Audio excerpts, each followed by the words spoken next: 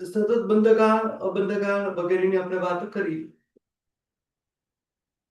આગળ પણ આ બધી વાતો આવવાની જ છે. તો કસાયના કારણે જેમ સ્થિતિબંધ થાય છે તેમ કસાયના કારણે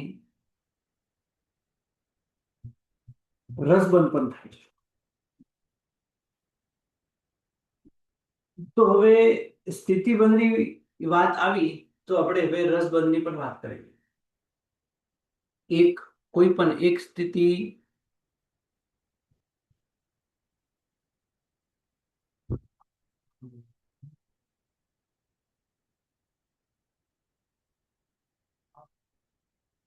કોઈ પણ એક સ્થિતિ સ્થાન જેની અંદર આપણે જોયું કે અસંખ્ય લોકાકાશના આકાશ પ્રદેશ પ્રમાણ અધ્યવસાયોથી બંધાય. મિનિમમ નાનામાં નાનું જગન્યમાં જગન્ય સ્થિતિ સ્થાન પર એના પછીના જે સ્થિતિ સ્થાનો છે એમાં વિશેષાધિક હોય છે અધ્યવસાયો.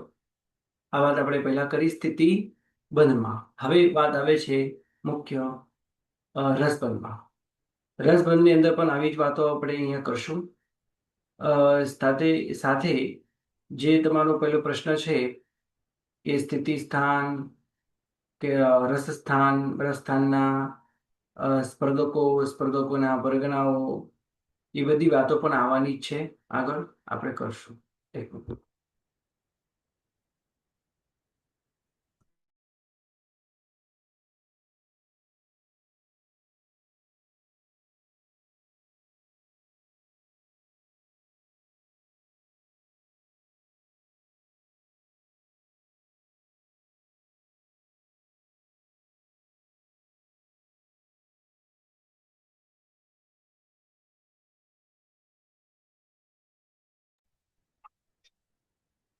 તો હવે રસબંધની શરૂઆત કરતા કહે છે રસબંધ એટલે શું?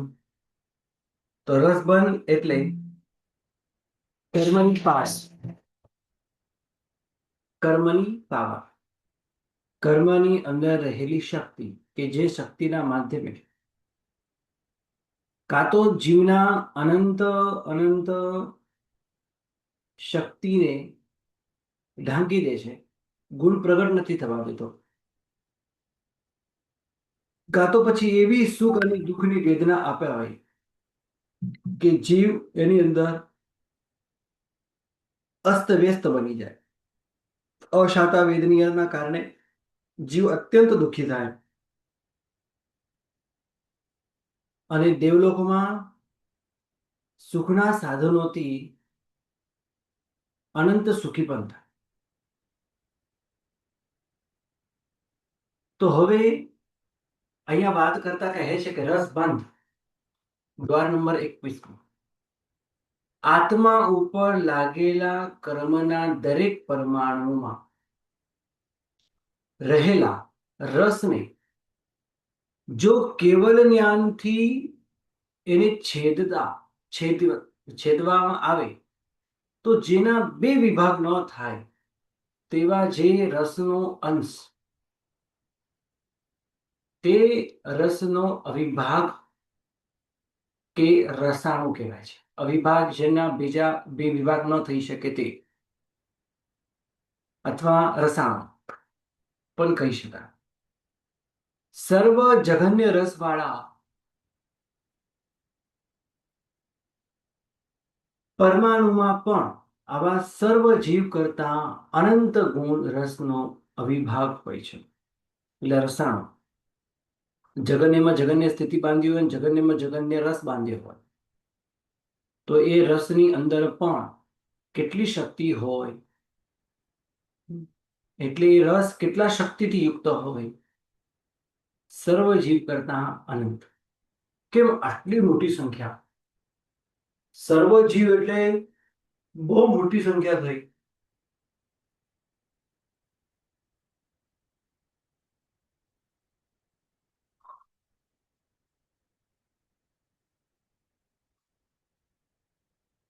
તો આટલો બધો રસ હોય તો વિચાર કરો આત્માની શું હાલત થતી હશે. હું એમ કહું છું કે આટલો રસ હોવો પણ જોઈએ, આનાથી ઓછો હોય તો ન ચાલે. કેમ? એટલા માટે સર્વ જીવ કરતા અનંત રસ હોવો જોઈએ. કારણ આપણા આત્માની શક્તિ પણ અનંત છે.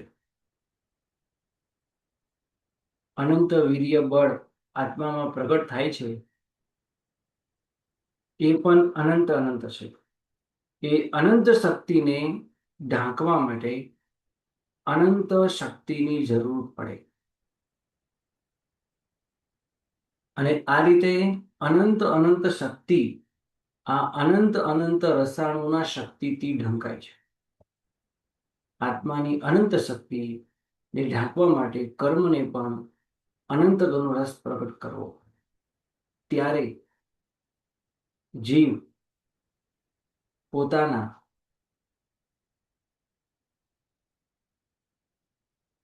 ગુણોને પ્રગટ ન થવા એટલે ન કરી શકે. કારણ કે સામે કર્મોનો પણ રસ એટલો જ છે. નહીં તો વિચાર કરો, આત્માની અનંત શક્તિ છે, મારા આત્માની અનંત શક્તિ છે, તો એ અનંત શક્તિનો ઉપયોગ કરી હું અનંત કર્મોને ન છેદી દઉં. સામે કર્મોની પણ એટલી જ શક્તિ છે, એ આપણા ગુણોને આવરી દે. એટલે સર્વ જગન્ય રસવાળા પરમાણુમાં પણ આવા સર્વ જીવ કરતા અનંત ગુણ હોય છે. સર્વથી જગન્ય સ્થિતિમાં પણ જગન્ય રસ, એ જગન્ય રસ પણ કેટલો? સર્વ જીવ કરતા અનંત. એક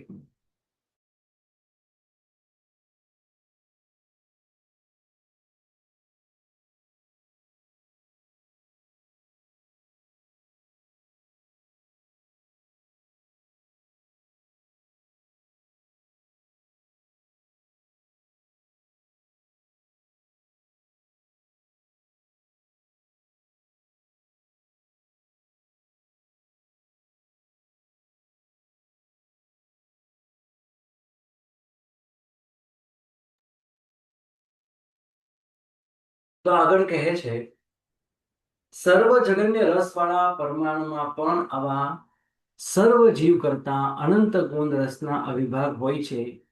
તેટલા રસના અવિભાગ વાળા બધા પરમાણુઓની એક વર્ગણા બને. હવે વર્ગણાની વાત કરી, આપણે બધા શબ્દોનો અર્થ અહીંયા આગળ આપણે જોવાના છે.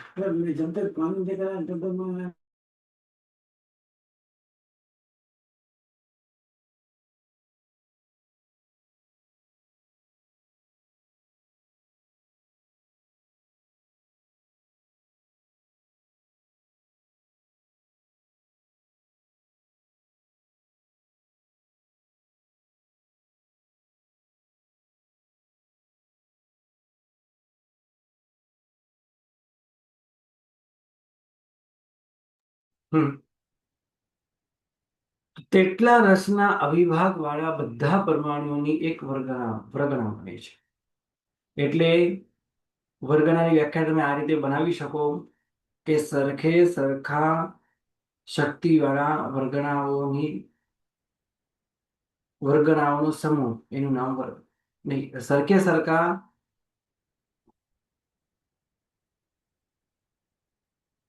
રસના અવિભાગ અંશ. રસાનું લઈ શકાય ગુરુજી? હા, અવિભાગ અંશ બોલો, રસાણુ કહી શકો, પણ સરખા હોય તો આ બધા સરખા રસાણુઓનો સમૂહ એનું નામ વર્ગણા. એટલે વર્ગણા એ રસાણુઓનો સમૂહ છે, રાઈટ? તેના કરતા એક રસનો અવિભાગ અંશ અધિક હોય તો તેવા બધા પરમાણુઓની બીજી વર્ગણા બને. તેના કરતા બે રસના અવિભાગ અધિક હોય એટલે રસાણુ અધિક હોય તે બધા પરમાણુઓની ત્રીજી વર્ગણા. એમ નિરંતર એક એક રસના અવિભાગની વૃદ્ધિ સિદ્ધના અનંતમાં ભાગ અને અભવ્ય કરતા અનંત ગુણ રસના અવિભાગ સુધી લઈ જવાય. એક, બે, ત્રણ, ચાર, પાંચ, છ સંખ્યાત, કરોડ, અબજ વગેરે બધા સંખ્યાત, એના પછી અસંખ્યાત, અને એના પછી અનંત અનંત. એમાં પણ ચોથા અનંતે, બોલો હવે તમે કર્મગંધ ચોથો કરી ગયા ને. સિદ્ધ ભગવંત કેટલામાં અનંતે છે અને અભવ્ય કેટલામાં અનંત? પાંચમા. સિદ્ધ Right. ભગવાન સિદ્ધ પાંચમા ભગવાન અનંતે પાંચમા અને અને અભવ્ય અભવી અભવ્ય ચોથા. ચોથા. સિદ્ધ ભગવાન તો પાંચ. ચોથા કરતા વધારે, પાંચમા કરતા ખૂબ ઓછું. એટલે કે સિદ્ધ પરમાત્માના અનંતમાં ભાગ અને અભવ્ય કરતા અનંત ગુણ, રસના અવિભાગ સુધી તમારે, રસાણુઓ સુધી તમારે આ વર્ગનાઓ લઈ જવાની. એટલે કે એક વર્ગના, બે વર્ગના, ત્રણ વર્ગના, પહેલી વર્ગના છે એ પહેલી વર્ગના સૌથી ઓછા વર્ગ રસાણુ છે. બીજી વર્ગનામાં એક ગુરુજી અધિક, એક મિનિટ હા, એક અધિક, તમને ઉદાહરણ સાથે સમજાવીશ. એક અધિક રસાણુ છે, પછી એક અધિક રસાણુ, બે અધિક રસાણુ, ત્રણ અધિક રસાણુ, ચાર અધિક રસાણુ, આમ રસાણુઓ કરતા કરતા કરતા કરતા કરતા તમારે કેટલા રસાણુઓ આવી રીતે કરતા જવાનું. તો સિદ્ધના અનંતમાં ભાગમાં અને અભવ્ય કરતા અનંત ગુણ, રસાણુ સુધી તમારે લઈ જવા. આ રીતે કરતા લઈ જશો તે વર્ગનાઓ પણ ઘણી થશે. વર્ગનાઓ પણ અહીંયા ઘણી બનવાની છે.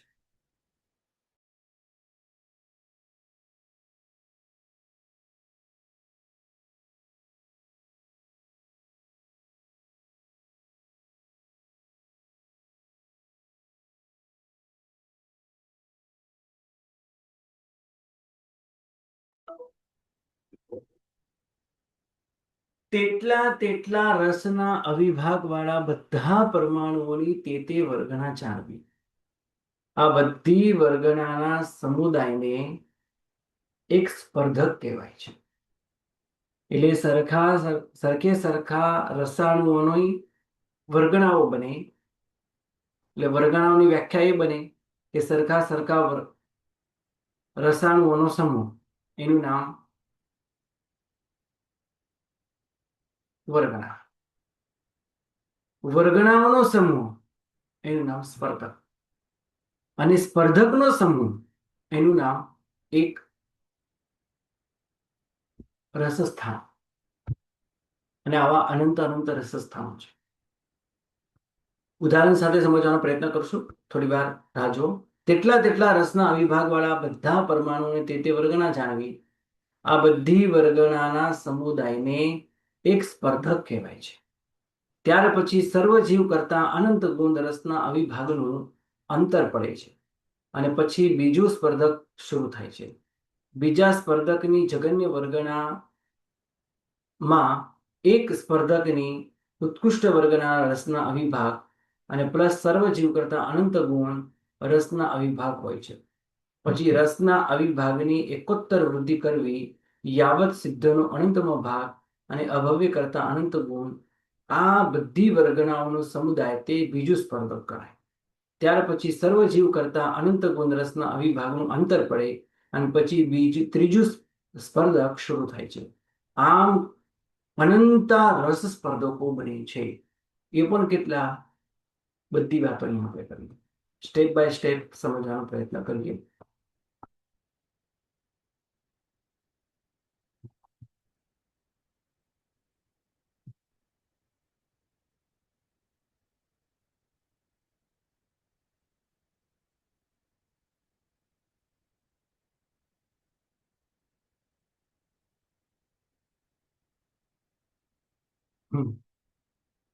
પ્રતિ સમયે ગ્રહણ થતા કાળમન વર્ગના સ્કંદો કેટલા, એના પૂતગલો કેટલા? તો પ્રતિ સમયે આપણે જે ગ્રહણ કરીએ તે અનંત અનંત છે.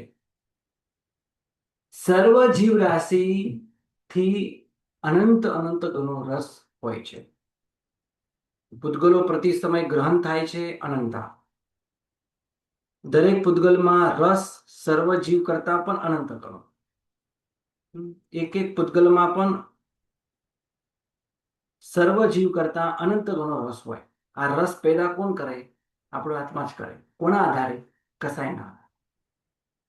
આપણે શાંતિથી બેઠા હોય તો આપણને એ લાગે મારામાં ક્યાં કસાય છે, ઠૂસી ઠૂસીને આપણામાં કસાય ભરેલો છે, બસ માત્ર પ્રગટ દેખાતું નથી. બાકી આપણે કેટલા બધા વ્યક્તિઓ સાથે માયા કપટ કરીને બેઠા છીએ, કેટલા જણોને આપણે છેતરીને બેઠા છીએ. કેટલી બધી વ્યક્તિઓ એવી છે કે જેના ઉપર આપણને ભયંકર ક્રોધ છે, બસ એ સામે આવે એટલી વાત છે. આ રીતે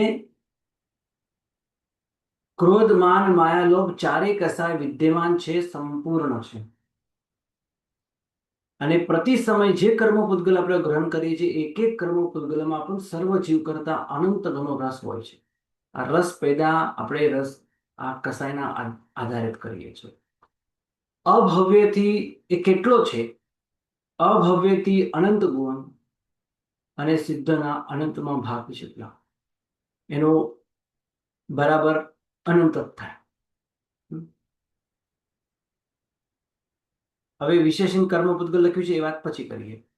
હવે ઉદાહરણ આપણે જે રીતે સમજવાના છીએ આગળ એની વાત કરીએ. પ્રતિ સમય ગ્રહણ કાર્બન સ્કંધ કે પૂતગલો આપણે માનીને ચાલીએ કેટલા છે? 5000. આમ તો અનંતા કર્મ પૂતગલો ગ્રહણ થાય છે, પણ આપણે એક્ઝામ્પલ લઈએ કે 5000 કર્મ પૂતગલો ગ્રહણ થાય છે પ્રતિ સમય.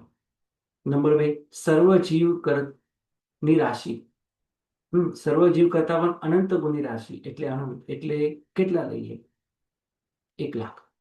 જેમ અહીંયા 5000 છે, અહીંયા આપણે 1 લાખ લઈએ. અભવ્યથી અનંત ગુણ અને સિદ્ધોનો અનંતમાં ભાવ એટલે આપણે 5 ની સંખ્યા લઈએ. આમ તો એ સંખ્યા બહુ મોટી કહેવાય, છતાં પણ અસત કલ્પના એ ખૂબ સરળતાથી આ મગજમાં ઉતરી જાય એના માટે આવા ઉદાહરણો લીધા છે. અભવ્યથી અનંત ગુણ, સિદ્ધોનો અનંતમાં ભાગ એટલે 5, અને વિશેષહીન કર્મ પૂતગલ એટલે 1. આની વાત આપણે પછી આવશે. હવે એક પહેલું ઉદાહરણ સમજીએ આપણે.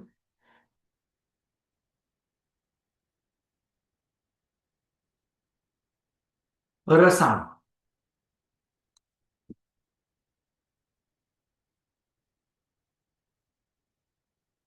1 લાખ રસાયણો છે, બરાબર? કર્મ પૂતગલોની અંદર આપણે 1 લાખ રસાયણો ઉત્પન્ન કર્યા છે, કે થાય છે, કે થયા છે, કે છે, બરાબર? માની ચાલીએ કે આવા કેટલા પૂતગલ છે? 212 પૂતગલ છે. એ 212 પૂતગલો એવા છે કે દરેક પૂતગલની અંદર, મેં હમણાં વાત કરી ને કે આપણે ટોટલ આવા તો 5000 પૂતગલો ભેગા થઈ રહ્યા છે. પ્રતિ સમય તો ઘણા થાય છે, જે ઘણા થઈ ગયા હોય એમાં માનીએ કે 212 પૂતગલો એવા છે કે જેની અંદર 1 લાખ રસાયણો છે. એટલે સરખા રસાયણો વાળા પૂતગલોનો સમૂહ, એનું નામ પ્રથમ વર્ગના. રાઈટ? સરખા રસાયણો વાળા પૂતગલોનો સમૂહ 212 પૂતગલો છે કે જેની અંદર 1 લાખ રસાયણો છે. આમ તો કેટલો હોય ખ્યાલ છે તમને વધારે? સર્વજીવ કરતા અનંત ગણો. તો 212 એવા કર્મ પૂતગલો છે જેની અંદર રસાયણો 1 લાખ ઉત્પન્ન થયા છે કે છે. તો આ બધાની પહેલી વર્ગ. નંબર 2, 211 એવા પૂતગલો છે કે જેની અંદર રસાયણો 1 વધારે છે, માત્ર 1 જ. કેટલો? ત્યાં 1 લાખ છે તો અહીંયા 1 લાખ ને 1 રસાયણો છે. એવા કેટલા પૂતગલો છે? તો 211 પૂતગલો છે. થોડા ઓછા, થોડા એટલે અહીંયા 1 ઓછો કર્યો.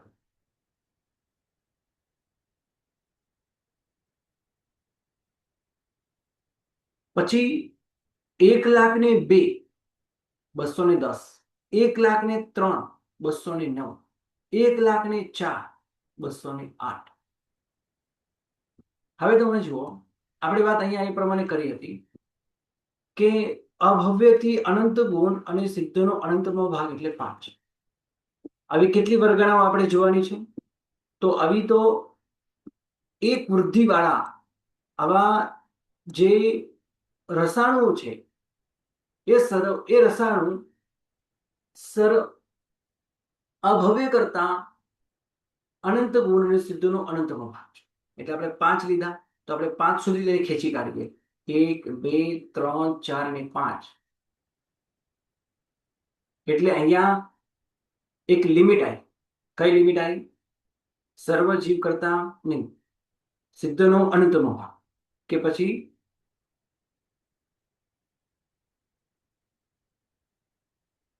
અભવ્ય કરતા અનંત ગુણ. અભવ્યત અનંત ગુણ કરતા અનંત. અને સિદ્ધનો અનંત ભાગ. જી. હવે આ બધા સ્પર્ધકોનો વર્ગનાઓનો ગુરુજી એક મિનિટ આ બધા વર્ગનાઓનો સમૂહ, એનું નામ શું? સ્પર્ધક. આ પહેલું સ્પર્ધક થઈ. આવું બીજું સ્પર્ધક પણ આવશે, પણ બીજા સ્પર્ધકમાં આપણે જઈએ એના પહેલા બહુ મોટું અંતર પડશે. કેટલું અંતર? તો એ પણ સર્વજીવ કરતા અનંત. હવે સર્વજીવ કરતા અનંત એટલે આપણે કેટલો લીધો હમણાં? 1,00,000. તો અહીંયા એટલું મોટું અંતર પડ્યું તો 1,00,000 નું અંતર પડ્યું. તો અહીંયા 1,04,000 હતું તો અહીંયા સીધા 2,00,000 થઈ ગયું. થોડુંક સમજીને ચાલજો કે અહીંયા આટલા અહીંયા 4 થઈ ગયા છે. આમ તો વિચાર કરીએ તો પૂરા 1,00,000 ના 1,00,000 સમથિંગ આસપાસ. તો અહીંયા 1,04,000 હતા, સીધા અહીંયા 2,00,000 થશે. અહીંયા આપણે 2,05,000 થી પણ શરૂ કરી શકીએ, કોઈ વાંધો નહીં. 2,05,000, 2,06,000, 7, 8, 9 આ રીતે પણ લઈ શકીએ.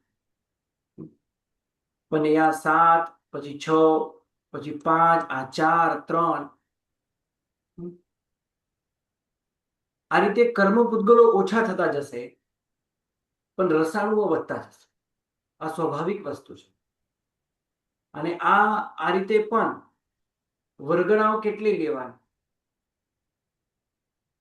તો ઉદાહરણમાં જેમ આપણે 5 લીધી અહીંયા 5 લઈશું, એનું પર એક સ્પર્ધક થશે. આની અંદર ટોટલ કેટલા પૂતગલ સમાયા? 1,050. આની અંદર કેટલા સમાયા? 1,025. આગળ ચાલીએ એ જ પ્રમાણે અહીંયા 3, અહીંયા 4 અને 4, 5, 5 સુધી આપણે એને ખેંચી કાઢશું. પૂતગલો ઓછા થતા જશે. એટલે આ ત્રીજું સ્પર્ધક બન્યું, આ ચોથું સ્પર્ધક. એના 1,000 પૂતગલો થયા, અહીંયા 975 પૂતગલો થયા. અને આ પ્રમાણે હજી એક આગળ વધીએ, 5,00,000 થી સ્ટાર્ટ કરીએ અને આ બાજુ પૂતગલોની વર્ગણાઓ બનશે. સરખા રસાયણોના પૂતગલોની વર્ગણા બનશે. વર્ગણાઓનો એક સ્પર્ધક બનશે. અહીંયા 5 સ્પર્ધક પૂરા થયા. એટલે 5 સ્પર્ધકની અંદર એટલે આ ટોટલ આવા સ્પર્ધકો કેટલા? એ પણ સર્વજીવ કરતા અનંત. એટલે અહીંયા કુલ કર્મ પૂતગલ કેટલા થયા? તો 950. રસાયણો કેટલા થયા? 25,00,010. આવા 5 સ્પર્ધક નો સમૂહ, યાની પ્રથમ રસસ્થાન. પ્રથમ રસસ્થાન કુલ પૂતગલ 5,000 અને પ્રથમ રસસ્થાનમાં કુલ રસાયણો થયા ખાલી એક રસસ્થાનમાં 75,50,000, જે સર્વથી જઘન્ય રસસ્થાન છે. જગન્યમાં જગન્ય સ્થિતિ અને સર્વથી જગન્ય રસસ્થાન. એ સર્વથી જગન્ય રસસ્થાનની અંદર પણ રસાયણો સર્વજીવ, દરેકમાં સર્વજીવ કરતા અનંત ગ્રંથ હોય. પણ વર્ગણાઓમાં એક એક રસાયણોની વૃદ્ધિ થાય છે અને આ રીતે વધેલા રસાયણોના વર્ગણાઓનો સમૂહ એનું સ્પર્ધા. અને આવા અનંત સ્પર્ધક પહેલું રસસ્થાન સર્વથી જગન્ય રસસ્થાન. આ માત્ર એક સામાન્ય ઉદાહરણથી સમજાવવાનો પ્રયત્ન કર્યો છે. તમે સૌથી પહેલા આને એકવાર ચિંતન કરજો, મનન કરજો, બીજી વાર રેકોર્ડિંગ સાંભળજો. વિશેષ વાત આવતીકાલે આપણે કરીએ. તમારો જે કઈ પણ પ્રશ્ન છે એ પણ આવતીકાલે હું સાંભળીશ. બરાબર છે? અત્યારે જવું પડે એમ છે, થોડા ઘરે મહેમાન આવ્યા છે, 2 વાર 3 વાર ફોન આવી ગયો, જવું પડે એમ છે. બસ આગળ આજે આટલું. ગુરુજી આ પ્રણામ recording ગુરુજી. પ્રણામ ગુરુજી, શાતામાં રહેજો. પ્રણામ ગુરુજી, ખૂબ ખૂબ આભાર. ગુરુજી રેકોર્ડિંગ જલ્દી પોસ્ટ કરી દેજો. જી જી હા. ખૂબ ખૂબ આભાર ગુરુજી. શાતામાં રહેજો. સાતામ રહેજો ગુરુજી. જી, ગુરુજી પ્રણામ.